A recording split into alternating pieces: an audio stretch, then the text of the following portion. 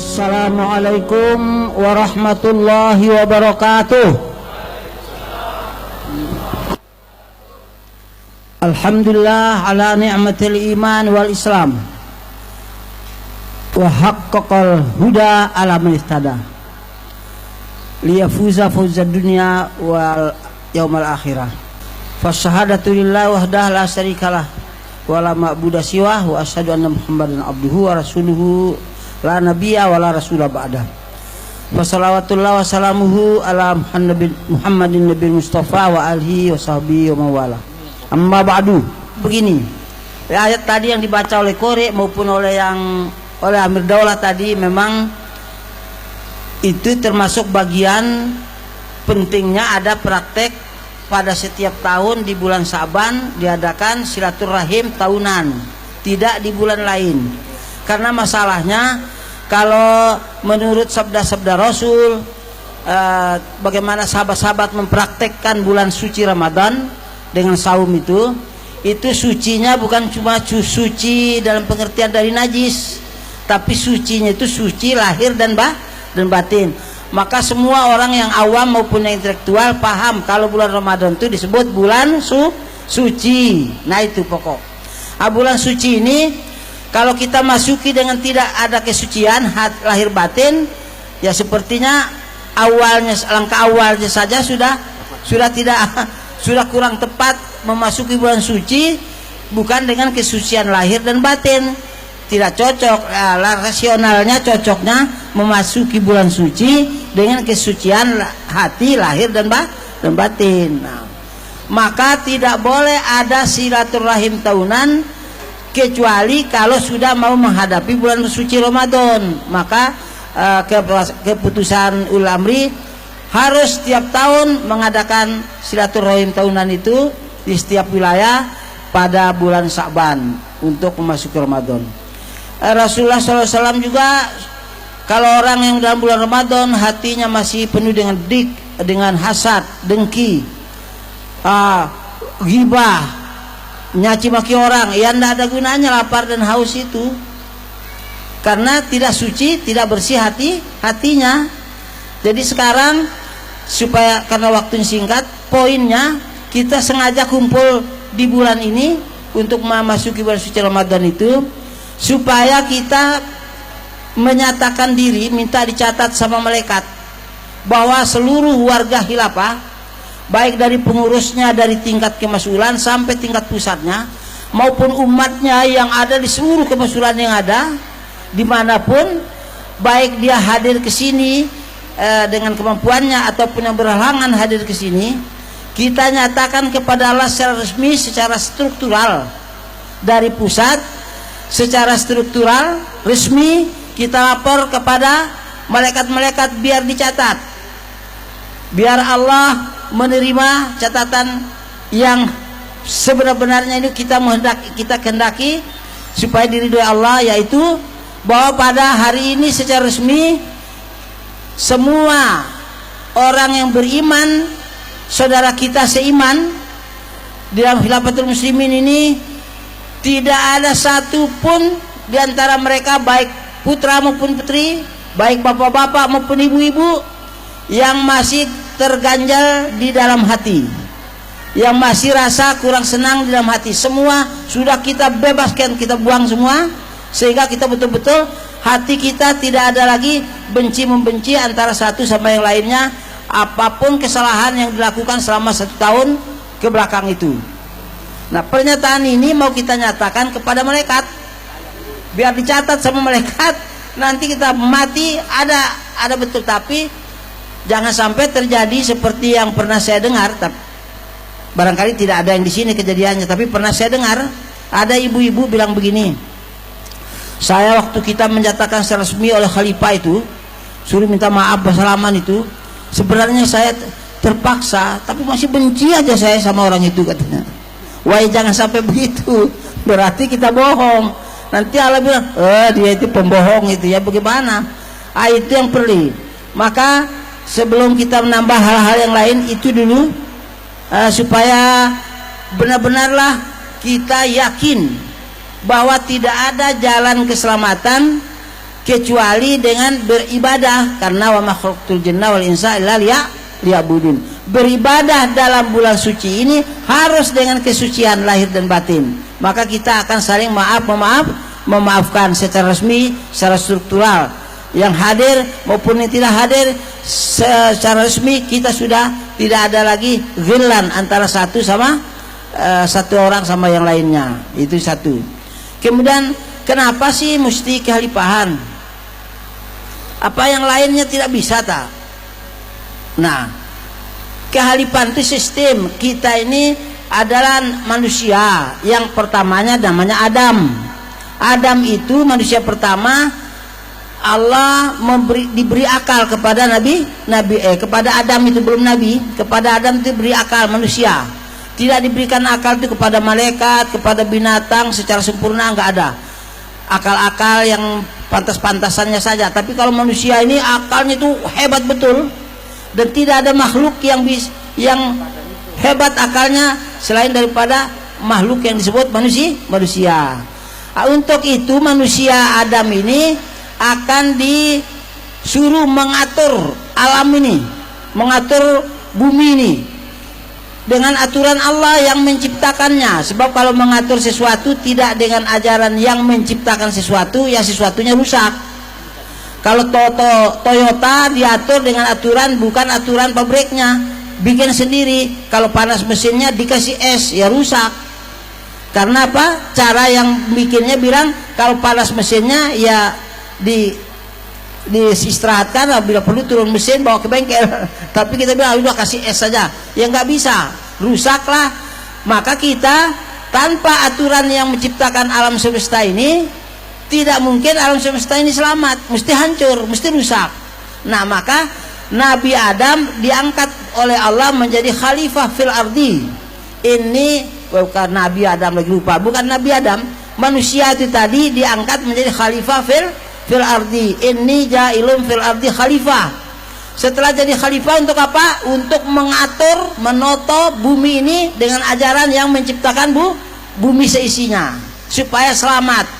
Nah, di antara manusia anak cucu khalifah ini kan bertambah terus, anak beranak cucu khalifah ini tambah terus, tidak pernah berhenti sampai hari ini terus saja. Nah, bagaimana aturan Allah? Tentu saja khalifah itu tahunya bagaimana? Ya harus menghadap Allah. Apa semua anak khalifah dan anak cucunya ini, anak cucu khalifah ini royoan, ayo kita menghadap Allah semua, demonstrasi, yang nggak bisa. Maka khalifah itu salah satu di antara khalifah, dari bapaknya sampai anak-anaknya, khalifah-khalifah ini tadi diangkat menjadi nabi, supaya nabinya saja yang menghadap Allah. Nanti balik pada anak cucu khalifah ini cerita Allah bilang begini, yang taat disebut mukmin, yang nggak taat disebut kafir. Belum sempurna ajaran ini, mati nabinya, Nabi Adam. Maka bagaimana? Ya harus mengangkat seorang di antara khalifah itu lagi menjadi nabi lagi. Jadi nabi itu di atasnya khalifah. Nabi Ibrahim diangkat, mati lagi belum sempurna. Nabi Musa mati lagi belum sempurna. Nabi Isa alaihissalam berarti lagi belum sempurna din la ilaha illallah Nabi Adam sampai la ilaha illallah Nabi Musa, belum sempurna ajaran Allah itu. Begitu Nabi Muhammad SAW wahyu sudah sempurna din sempurna, ya disingkat begitu. Jadi setelah Nabi Muhammad al-yauma akmaltu lakum dinakum wa atmamtu alaikum ni'mati wa raditu lakumul Islam madinah. Din sudah sempurna, nikmat sudah beres semuanya. Din Islam itu din yang diridhoi Allah. Singkatnya begitu. Pertanyaannya, kalau sudah sempurna din itu, wahyunya sudah beres, perlu ada nabi lagi enggak? Perlu ada nabi lagi enggak? Tidak perlu, sudah beres. Ngapain mau cari wahyu baru? Nah, maka tidak perlu ada nabi. Kalau tidak perlu nabi, nabinya mati, ajaran sudah sempurna. Apakah sahabat-sahabat itu yang cerdas-cerdas itu bilang begini, karena Nabi sudah bubar, ya sudah kita bubar sudah, Nabi sudah mati? Apa kira-kira itu wajar? Tentu tidak wajar. Orang berpikir tentu bilang, kalau sudah Nabinya mati, siapa yang melanjutkan kepimpinan Nabi ini untuk mengatur dunia ini dengan ajaran yang diturunkan Allah itu? Siapa? Kita ini tadi anak siapa? Anak bukan anak Nabi, anak siapa? anak khalifah dari khalifah Adam. Jadi kita ini semuanya khalifah. Kira-kira cocoknya melanjutkan kepimpinan Nabi itu apa jin? Cocok nggak kalau jin? Masa khalifah dipimpin jin? Nggak ketok. Apakah malaikat? Pemimpinnya malaikat aja? Iya, nggak cocok juga. Jadi apa pemimpinnya harimau, gajah, binatang? Nggak cocok juga. Yang cocok siapa? Iya, cocok khalifah lagi. Data sejarahnya baik orang kafir maupun orang beriman tingkat ibtidaiyah tahu bahwa dulu setelah Nabi ada Khalifah Bakar, Khalifah Umar, dihafal, malah ditinggal, maka hancurlah din karena ditinggal kepimimpinannya. Sekolah ada dokternya, ada aturan, ada pemimpinnya, nggak ada, bubar karena nggak ada pimpinan sekolah. PTNP perusahaan ada pimpinannya, ada, jalan aturannya. Pimpinannya nggak ada, bubar. Ahli produksi, ahli pemasaran, ahli segala macam nggak laku karena pimpinan nggak ada. Semua aturan, kalau pimpinan aturan tidak ada, aturannya hancur. Maka begitu hancur kekhalifahan di muka bumi ini, maka hancurlah Islam. Tinggal kita bilang Allahu Akbar tapi bohong. Hukum Allah diinjak-injak. Jadi mestinya kalau di negara Eropa, sistem Eropa itu sistem orang kafir, ada demokrasinya. Itu mestinya dia tidak bisa Allahu Akbar, bohong dia bilang Allahu Akbar. Mesti dia bilang DPR MPR Akbar. Itu baru dia jujur, sebab hukum orang lebih di atas hukum Allah. Quran dan Sunnah harus disesuaikan dengan aturannya orang. Jadi Allahnya dihina amat Allah itu. Wah, ini bahaya. Maka kita berjuang rahmatan lil alamin, supaya semua isi alam ini mendapat rahmat, dari cacingnya sampai binatang buas, binatang jinaknya, sampai ikan di laut mendapat rahmat dengan aturan Allah pencipta alam semesta. Maka Khilafatul Muslimin membawa Islam tidak pakai istilah anti, tidak anti kafir, tidak anti Kristen, tidak anti Buddha, pokoknya nggak ada anti. Cuma kalau kafir kita kasihan, maka kita sahu yang benar. Kalau dia tidak mau juga, ya sudah kafir aja sampean, biar terjun bebas ke neraka. Ya tidak apa-apa. Kalau kita anti kan, kamu kafir ya, tang kita tempelengin. Itu namanya anti. Ini mendak. Kasihan sama mereka itu, maka kita parahin. Oh, harus begini hidup itu biar selamat, masuk surga nanti. Wah, enggaklah, saya tidak percaya. Ya sudah, monggo mawon terjun bebas ke neraka, enggak apa-apa. Kita tidak paksa orang. Itu bawaan Islam itu, maka rahmatan lil alamin, ajarannya itu menjadi kasih sayang, dengan kasih sayang ma'al akhlaqil karimah. Tidak nimpuk-nimpuk orang. Begitulah. Lalu orang ini dinyatakan oleh ayat yang dibaca oleh Abdullah tadi, innamal mu'minuna ikhwah, bersaudara. Kalau bersaudara ini berpecah belah, saya tidak pernah dengar ada orang kafir atau setan pun, setan pemimpinnya, hai para setan berpecah belahlah kalian, nggak ada yang setuju walaupun dia setan. Yang aneh ini ada kiai anti Ahok, kiai pro Ahok, tengkar. Jadi bingung orang Khilafatul Muslimin mau ikut yang mana, terpaksa tidak ikut apa-apa, udah. Soalnya bingung, katanya nggak boleh. Orang kafir aja nggak ada, bilang presidennya bilang berpecah belahlah kalian, hai orang-orang kafir. Nggak ada yang setuju pecah belah itu. Tahu-tahu di negeri kita ini ada anti, ada pro, sama-sama Muslim. Jadi bingung orang Khilafatul Muslimin. Wah, ini bahaya ini. jadi kita mengajak semuanya itu supaya bersatu. Untuk apa? Untuk iqamatun. Supaya apa? Supaya cacing-cacing pun mendapat kasih sayang Allah dengan kepimpinan aturan yang menciptakan alam. Ya tidak bisa lain. Nah, maka itulah Khilafatul Muslimin. Maka kita, ya saya bilang sama Mabes Polri, saya bilang sama tentara, ya kita ini menegakkan ajaran Allah dan Rasulnya. Kita minta Bapak tentara, Bapak polisi, gunakanlah senjata itu untuk menegakkan hukum Allah. Maka kita sudah nasihatkan, apa Bapak Mabes sudah baca itu edaran yang saya sampaikan tuh. Apa kita bilang di sana, jangan bela bangsa dan negara tapi masuk neraka jahanam, jangan. Belalah bangsa dan negara masuk surga dengan mempraktekkan ajaran Allah yang menciptakan alam ini. Ya kata Mabes ini. Mabes dia bilang gitu. Ya itulah dia, itulah Khilafatul Muslimin. Ya, masih ada waktu sedikit lagi. Maka perjalanan kita ke depan ini tidak boleh ada ragu. Karena apa yang kita katakan inilah yang kita lakukan, bukan ada sesuatu yang bersembunyi di belakang sana, nggak ada. Apa yang dikatakan oleh Rasulnya itulah yang mau kita katakan. Apa akibatnya terserah saja sama Allah dan Rasulnya. Jadi tidak ada sembunyi-sembunyi. Jadi siapa pemimpinnya, itu pemimpinnya.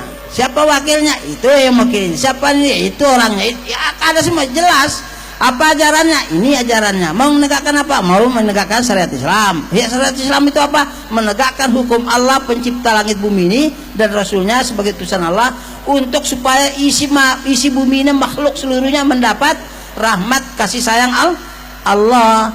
Lah itulah bawaannya rahmatan lil alamin. Makanya kita tulis di sini nih. Nah, rahmatan lil alamin. Jadi kita tidak ragu. Kata Intel, ini cerita gembiranya. Kata Intel di Lampung sana, Polda, Pak Ustadz, saya sudah bilang sama komandan. Bilang apa sampean? Itu Khilafatul Muslimin itu tidak usah dicurigai, diselidiki, nggak usah capek. Toh apa yang dia bengok dia teriakin dicorong, nah itu sudah Khilafatul Muslimin. Jadi nggak ada lagi yang diteriakin itu udah mau diselidiki sedikit, yang diteriakin itu dicorong besar itu Khilafatul Muslimin. Mau pelan-pelan nyelidikinya, itulah dia. nggak ada lagi batu di balik gudang, kata saya, bukan kata Intel tadi. Yang batu di balik gudang itu kata saya.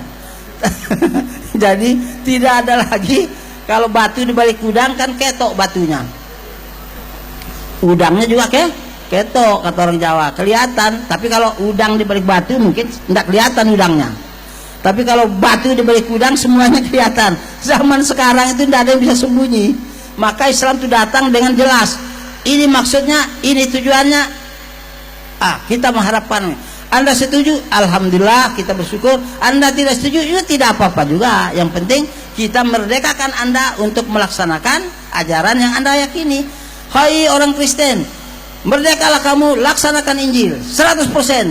Hai orang Buddha, Hindu, merdekalah kamu, laksanakan ajaran apa, kitab Weda atau namanya, laksanakan saja. Umpamanya ada agama Gundurwo namanya umpama. Hai agama Gundurwo, merdeka kamu, laksanakan ajaranmu dengan kitab Gundurwo kamu itu. Merdeka, tidak ada paksa.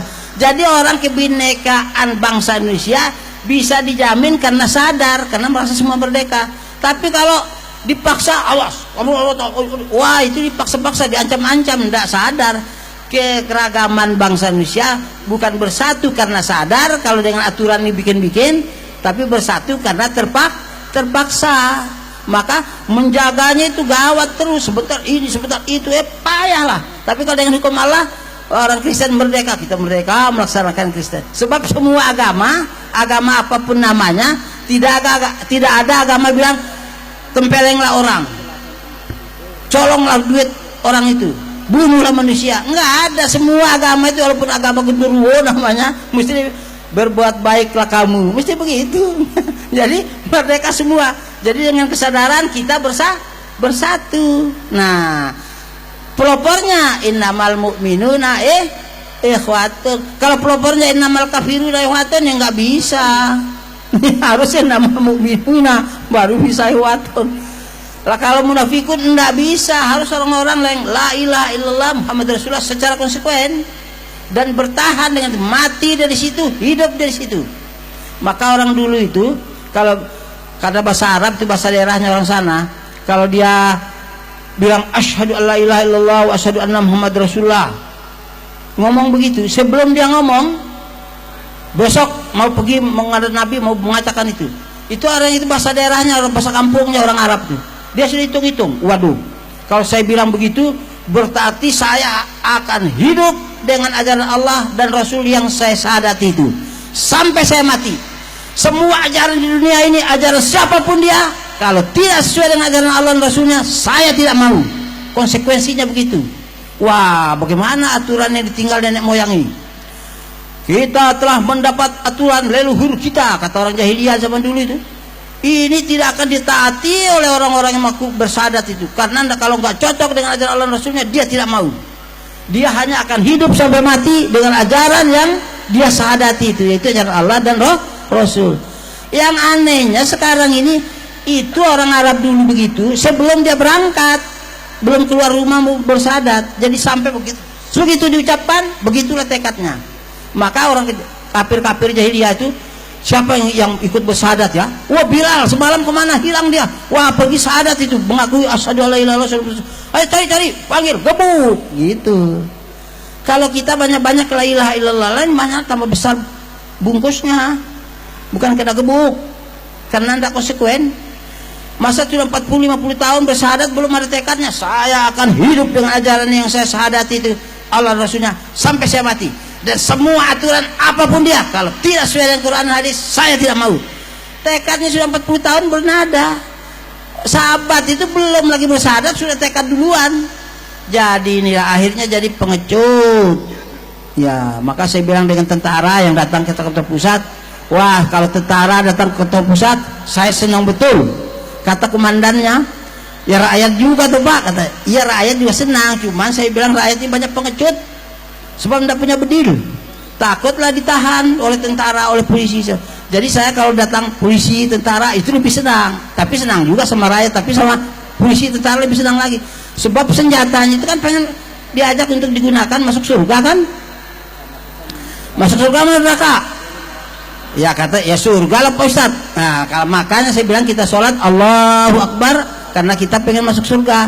Tapi bagaimana kalau Allahu Akbar, hukum Allah diinjak-injak, kira-kira surganya siapa itu? Ya mestinya lalu kita bilang DPR MPR Akbar, ala repot sih bang, nggak bikin surga DPR MPR, bagaimana itu? Pak Ustadz, kata komandannya bilang di depan saya, komandannya dengan pengawalnya, apa komandannya bilang? Pak Ustadz, sosialisasikan terus biar rakyat ini paham, katanya. Itu kata Pak tentara. Maka saya bilang senjata itu kita gunakan untuk membela kebenaran, jadi mati masuk surga, jangan masih masuk neraka, rugi. Oh iya gitu. Jadi senang kita. Lalu kalau tentara tidak mau bersama kita membela kebenaran, masa kita berantem dengan tentara? Itu jadi Islam juga katanya. Bahkan yang Kristen saja tentara kalau datang ke pusat itu cocok juga, karena kita bawanya dengan kasih sayang, bukan dengan gontok-gontokan. Itu hak kita. Hai orang Kristen, berjuanglah untuk Kristen. Hai orang Buddha, berjuanglah untuk kepentingan Buddha. Hai orang Islam, berjuanglah untuk kepentingan Islam, bagaimana menurut ajaran. Jadi kalau kamu merdeka, saya bilang sama Babes ini, Kristen merdeka, kafir merdeka juga, tidak apa-apa. Kalau kita beriman memerdekakan dia jadi kafir atau jadi Kristen atau jadi Buddha, kita merdekakan, kita juga harus merdeka juga, kamu orang Islam menjadi orang beriman yang baik. Kalau kita dipaksa harus ikut yang kafir, berantem, bagaimana? Kata si gitu, Pak Mabes dibilang gini, ya wes, masa kita merdekakan dia, kita tidak boleh merdeka? Ya sama-sama lah kita berjuang, mana yang lebih unggul ya nanti Allah yang aturkan, tapi merdeka. Jadi kita kalau dipaksa-paksa ya berantem kita, nggak usah paksa-paksa. Nah jadi kita juga tidak paksa orang, kita nggak usah dipaksa. Kita tidak nempeleng orang, kita tempeleng orang, pasang leher, saya bilang goblok. Nah, iya kan goblok namanya. Ya maka Mabes senang datang dan ngasih 500.000 rupiah cuma. Ya itu yang terjadi. Demikian waktunya ini. Jadi nanti ada waktu tanya jawab katanya.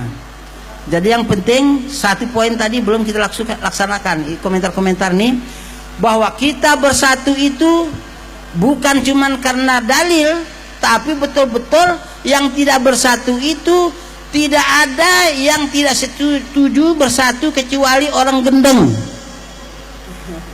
Kalau orang waras semuanya kafir maupun setan setuju bersatu anggotanya, begitu.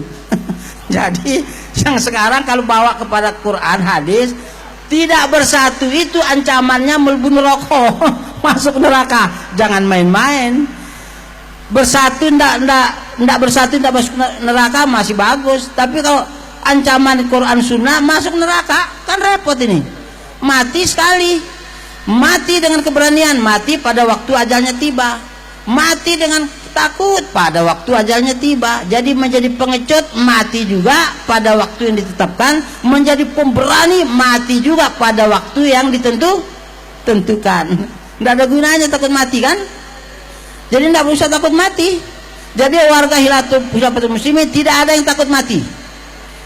Kalau takutnya pada sekarang ini, takut tidak sampai rela memaafkan saudaranya seiman, itu yang takut. Karena memasuki Ramadan harus dengan membersihkan hati, meminta maaf kepada sesama, harus dengan lapang dada, dan tidak boleh caci maki lagi di dalam waktu Ramadan. Tidak boleh hasad, tidak boleh dengki lah, rugi Ramadannya, capek toh. Siap memaafkan saudara kita, bapak-bapak, ibu-ibu? Siap. Ya baik. Begini caranya. Saya komentar dulu supaya masing-masing pasang niatnya. Bahasanya boleh diatur sendiri, bicara sama Allah boleh diatur sendiri, tapi isinya saya ngomongnya dulu. Bahwa pada hari ini, detik ini, kita akan memulai secara resmi, melalui struktural, secara absah. Atiullah wa Rasulullah minkum. Ya Allah, kami pada hari ini, saya, masing-masing bilang saya. Jadi saya bilang saya, kalian bilang ke saya.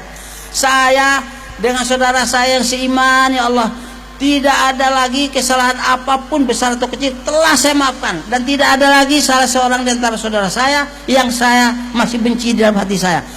Tolong catat malaikat, saya telah memaafkan mereka semua. Jika habis itu tidak ada lagi seorang yang merasa tidak memaafkan saudara-saudaranya. Bagaimana, siap? Siap. Kalau gitu kita mulai ya. Begitu kita bismillah, masing-masing ngomong masing-masing dengan kalimatnya yang susun sendiri. Jangan susunan kalimat saya tadi. Isinya seperti itu. Tidak ada lagi seorang pun di antara saudara kita beriman ini sebagai saudara seiman yang masih terganjal di hati kita.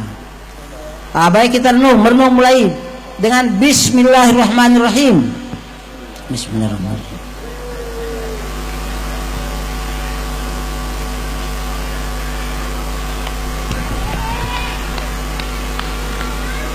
Ya, alhamdulillahirrahmanirrahim.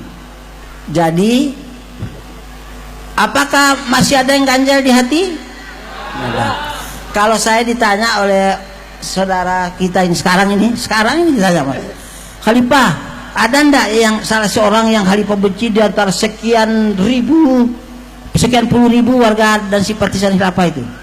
Saya jawab, satu pun ndak ada yang saya benci dan ndak ada yang terganjal di hati saya, walaupun dia ahli maksiat. Kalau saya bohong, katanya Allah, dia bohong itu. Allah tahu kan?